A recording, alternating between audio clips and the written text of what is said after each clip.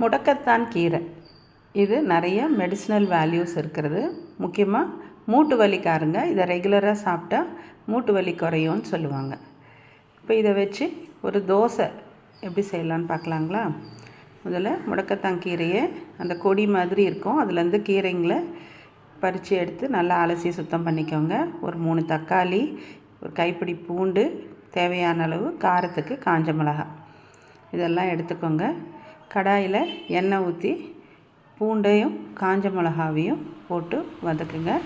கூடவே தக்காளியும் சேர்த்துக்கோங்க. இதெல்லாம் ஒன்று ஒன்று தனித்தனியாக வதக்கணுன்ட்டுலாம் அவசியம் இல்லை, அப்படியே அடுத்தடுத்து ரேண்டமாக போட்டுகிட்டே வரலாம்.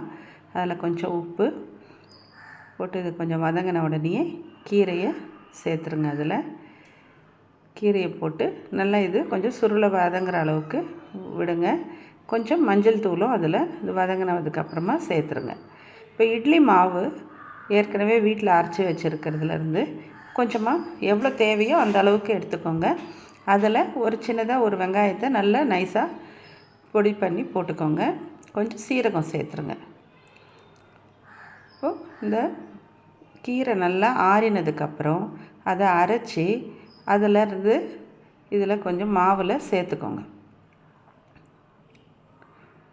இந்த மீதி கொஞ்சம் கீரை நான் சாதத்துக்கு போட்டு புளியல் போட்டுக்கலான்றதுக்காக தனியாக வச்சுருக்கேன். அதில் கொஞ்சம் கடுகு, உளுத்தம்பருப்பு, கருவேப்பிலை போட்டு தாளித்து போட்டுக்கிட்டால் ரொம்ப நல்லாயிருக்கும். இது கொஞ்சம் கசப்பு டேஸ்ட்டோடது தான்.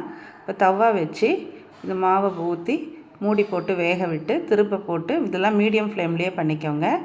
தயிர் பச்சடியோடு இது சேர்த்து சாப்பிட்றப்போ ரொம்ப டேஸ்டியாக இருக்கும். ரொம்ப ஹெல்த்தியான இந்த தோசையை இப்போ நீங்களும் ட்ரை பண்ணி பாருங்கள்.